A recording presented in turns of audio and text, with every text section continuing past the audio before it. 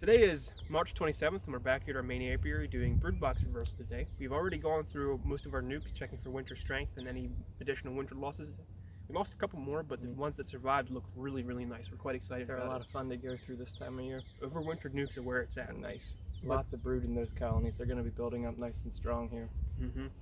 But in our main colonies, but our production colonies right now, The ones that are in double deeps. ones in double deeps need to have some work done on them. We're going to be doing brood box reversal today. The brood box reversal is quite simple. So at this time of the year, the bees are up in the top box here, clustered probably in the center here somewhere. Because throughout the winter, they move up into the warmer spots up here. They also put more honey stores up in the top box. So what we end up with is a lot of bees in the top expanding, growing quickly this time of year, and a bottom box that is pretty well completely empty comb. There's nothing going on down there. They've migrated out of it. So brood box reversal is going to help with the hive dynamics by swapping it around. it gives the queen more room. Because the bees like to move up, they don't like to move down. Or queens do anyway, typically.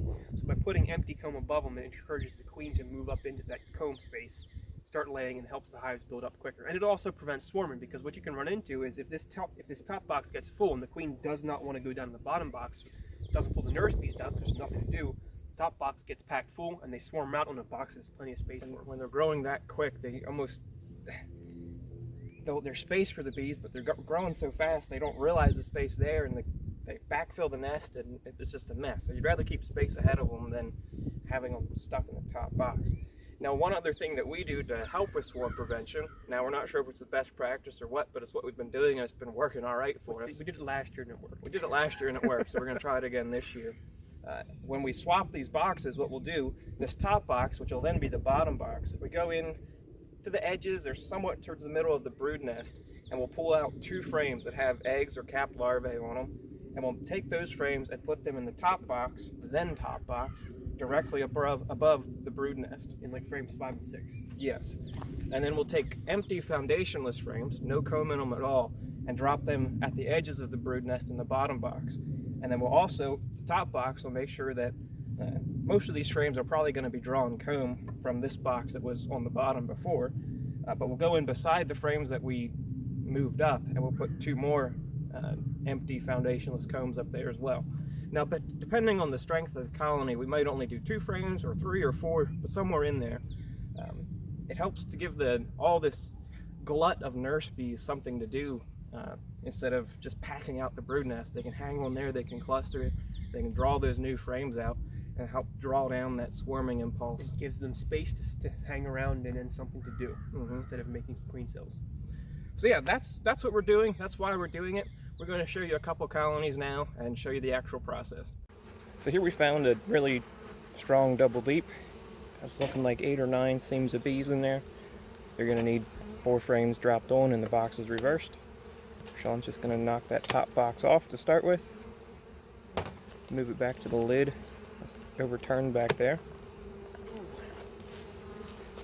Nice and heavy. So now we'll make some space in the bottom box first, which is soon going to be the top box. As you can see, there's not a whole lot of bees in here. Yeah, so that's how we're saying they're up in the top box. The top box is really heavy, but this bottom box has virtually nothing in it. There's actually some empties in there already. Some empties in here already. We'll just move those to the middle where they're going to be used quicker. So we're going to take 4 frames out.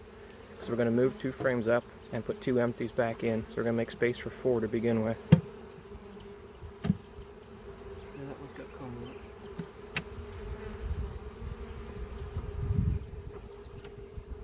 Another upside of doing this is you get to harvest some nice drawn comb out to use elsewhere.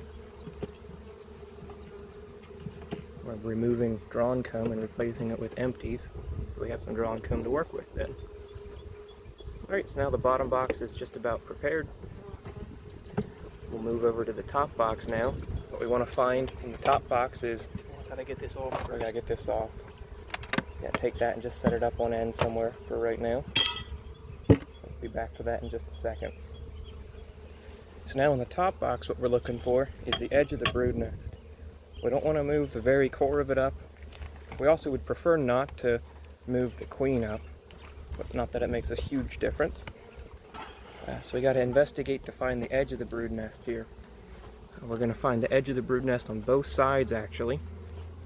and put an empty on both sides of it is normally what we try to do. We'll see what we get into with this one. See how willing these guys are to be played with.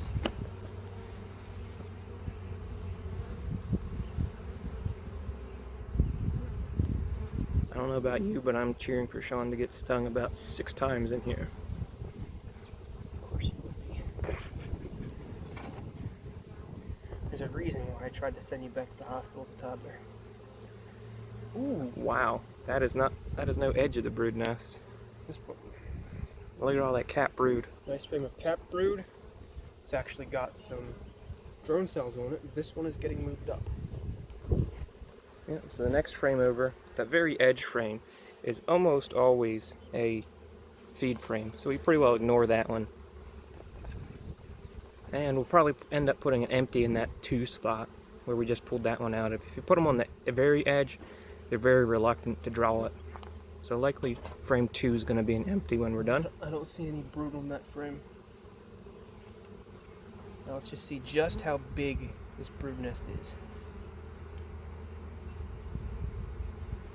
So as you can see, we were on the second frame already. We had a lot of cap brood, so that helps to, and even though that was the case, the bottom box was empty. So she's really not pushing down at all. Depending on where the cluster That's true. went through the winter. It could be that the cluster just wound up over here on this side this winter. We'll see what this frame looks like right smack in the middle of the box. Little bit of burr comb happened here, to be expected. It's what you run into with foundationless. Brood.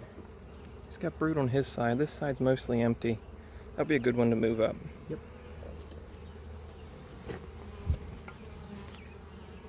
Place that one in there, and we can finish that box out with one more empty foundationless comb. So that one will be ready to stack on top. He'll do that now.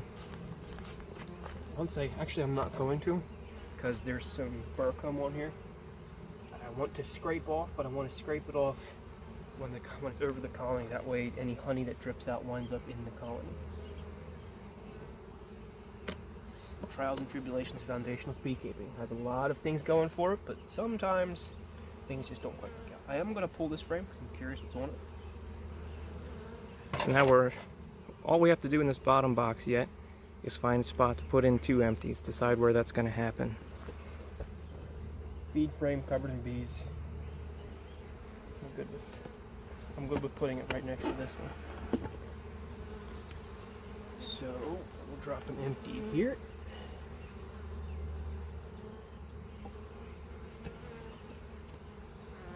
No, maybe not. Burr comb again. The bees like to draw the tops of the comb out, like where they're putting the food, where they're putting honey stores. They'll draw that out rather fat at times. And if I let that stand, then we could have issues in the long term with if pockets up here. If they're drawing one side out fat and the other side out fat, and we drop a foundationless in the middle, they're just going to draw these out even fatter until they meet. So try to put it between some nice combs that they're not messing up already. If you want to find bees, just keep repeating patterns. You let them repeat a bad pattern, or if you put an empty comb in next to a bad pattern, or an empty frame in, they're just going to repeat the bad pattern. Put it next to a nice comb, they'll repeat the nice pattern. As easy as that. So now this used to be top box, now bottom box, is finished. As you can see, there was bees on every single one of those frames we pulled out. It's a pretty full box there. Now we're going to drop this empty on top, and it amazes us how fast they start expanding upwards once they have this space above them. And next week she'll have 2 or 3 of those frames laid out if the weather's nice.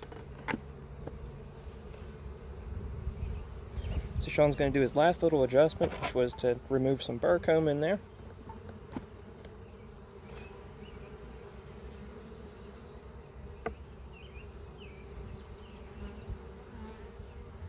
Wasn't quite so much burr comb as they drew the comb out in a curve at the very edge. Had to push it back into place. Drop our last frame in, and that hive is done. The next time we have to go into this hive would be, what would you say, dropping a super on it. I mean, by all means, we should be able to watch this from the outside at this point. Just do a quick check. checks for swarming every now and do then. quick bottom checks, but that's the majority of our swarm prevention. We do that pretty early in the year. Let's see if it continues working for us though.